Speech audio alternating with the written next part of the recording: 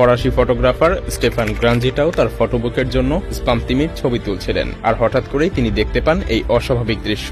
অনেকগুলো তিমি স্থিরভাবে দাঁড়িয়ে আছে, কোন রকম নড়াচড়া করছিল না। কিন্তু কেন স্পাম তিমিগুলো এভাবে স্থির হয়ে দাঁড়িয়ে থাকে? কেন মাছেরা ঘুমায় না? মানুষ যদি এদের মতো না ঘুমায় তাহলে এর কি পরিণতি হতে পারে? চিন্তা করার দরকার নেই, কারণ আজ আমরা এগুলোরই গভীরে যেতে চলেছি। তো স্বাগতম আপনাকে মায়াজালের আরো একটি নতুন এপিসোডে।